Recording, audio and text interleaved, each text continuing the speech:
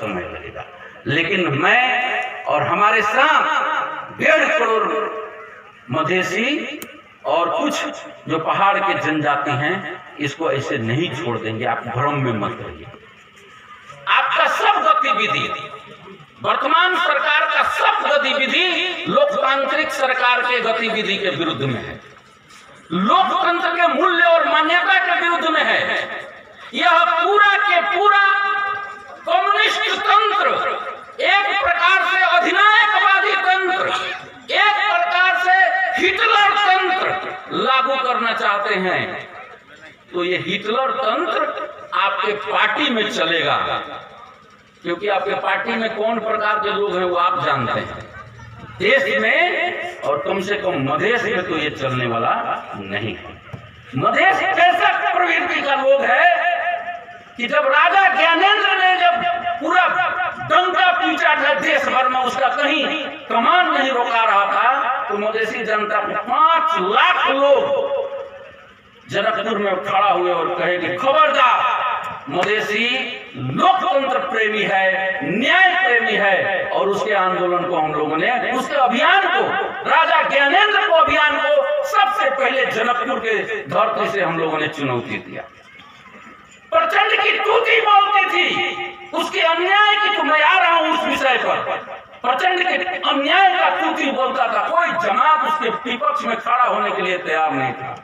लेकिन गौर के मधेसियों ने खड़ा होकर के कहा, खबरदार, तुम्हारा उपहार में चलाओ, लेकिन मधेश में तुम्हारा कोई अन्याय की पूर्ति हम लोग नहीं। ये मधेश है, ये सभी अन्याय के विरुद्ध में लड़ा है। राणा के विरुद्ध में अलग के लोग लड़े हैं। देश में सबसे पहले यही परसा जिला और परवानीपुर उसका मुक्ति आंदोलन का सेंटर हुआ करता था। तो ये मधेश है, ये आपके भी विरुद्ध में लड़ेगा। आप अपना गति को कम कीजिए, आप अपना अधिनायकवादी चरित्र को कम कीजिए, अधिनायकवादी सोच को कम कीजिए। आप अंतर्राष्ट्रीय जगत में, सामाजिक जगत में खलल पुर्याने का काम मत कीजिए। इस प्रकार से हमें शोषण किया जा रहा है। बजट की बात मैं नहीं कहूंगा, सभी लोगों ने कहा, दुनिया में सब जगह, भारत में अभी उस दिन मैं एक जर्नल पढ़ रहा था, भारत के प्रधानमंत्री ने कहा कि हम 60% से ज्यादा बजट प्रांतीय सरकार को दे रहे हैं, क्योंकि प्रांतीय सरकार मजबूत होगा तो विकास होगा। यहाँ 1.90 यानी कि 2.2% से भी कम बजट प्रदेश सरकार को आता है। कैसे चलेगा प्रदेश सरकार? क्या बनाएंगे हम? अरे भाई, हम तो आपके घर के सरकार हैं। हमने तो पूजा देखा है कि छठ में हमर माई, हमर बहिन, हमर माई मैंने अपना के माई, अपना के बहिन रोड पर पानी पड़ जात रहा तो चौक वाला लुगा दोनों उठा के चल, एक हाथ में छईटा, दूसर हाथ में हम वो पीड़ा देखी कि दूसर कौन पीड़ा देखी। आज सड़क के अवस्था का गांव गांव में 50 वर्ष से कोनो गांव में सड़क नीचे बनत रहे। लोग कहते हैं बड़ा योजना आएगा, बड़ा योजना लाएंगे, बड़ा योजना भी, लेकिन पहले वो पीड़ा तो खत्म हो जाए। पहले वो चप्पल उठा के हाथ से स्कूल जाए वाला, बाजार जाए वाला जो पीड़ा रहे वो तो खत्म हो जाए। छोटा छोटा विकास जहाँ केंद्र सरकार का कभी नजर नहीं गया, और वो विकास जब हम लोग बात करते हैं तो लोग दूसरा विकास करते हैं। हम जानते हैं कि मानवीय विकास के बिना भौतिक विकास अपूर्ण है, और मानवीय भौतिक विकास के बिना मानवीय विकास भी अपूर्ण है। संतुलित विकास के लिए मानवीय विकास और भौतिक विकास दोनों साथ साथ चलना चाहिए।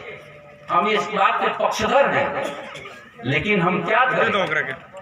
हम ये मानते हैं कि पहला चरण में हम प्रयास करते हैं कि लोगों की आवश्यकता को हम पूर्ति करें, और दूसरा चरण में हम मानवीय विकास, हम जानते हैं कि हम सड़क तो बना देंगे, ढलान सड़क, लेकिन उसका संरक्षण जब तक मानवीय विकास नहीं होगा तब तक नहीं होगा।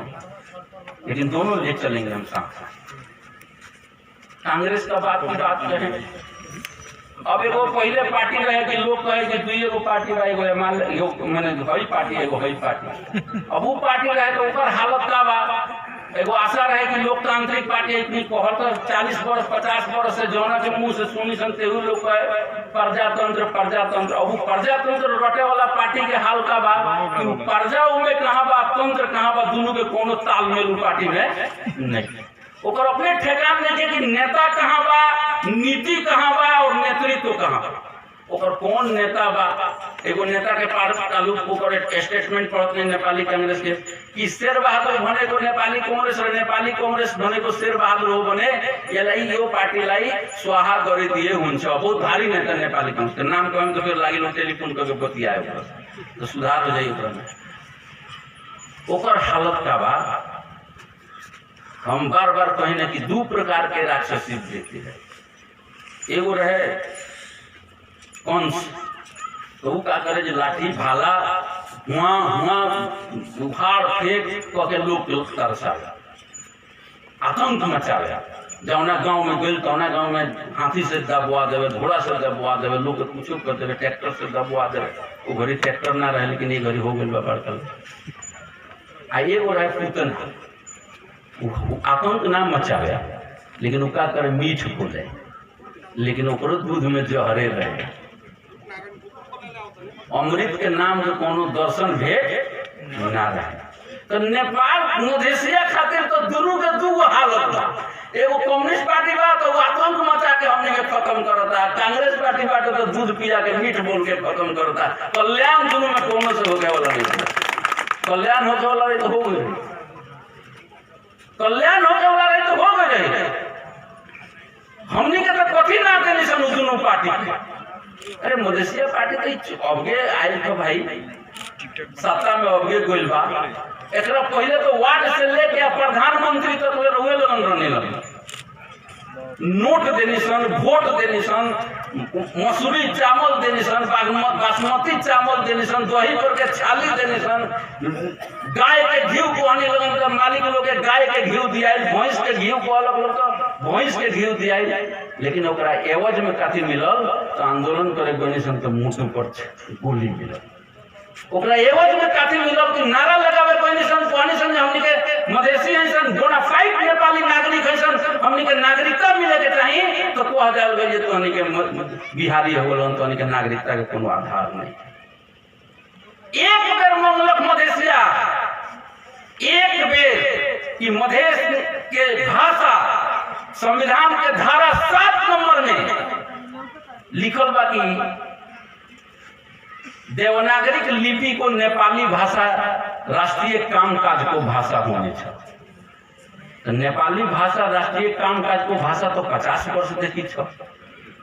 हम लोग तो नारा लगाए कि पहले नारा लगाते थे एवटे भाषा एवटे भेष एवटे राजा एवटे देश। अभी नहीं चाहिए, अब चलेगा कि सबका भाषा सबका भेष आ सब राजा आ एक देश।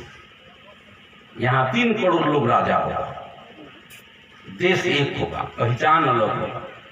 लेकिन माना क्या, एक बार कहा कि हमारे भोजपुरी भाषा को, मैथिली भाषा को, अवधी भाषा को, हिंदी भाषा को, थारू भाषा को मान्यता दे दो।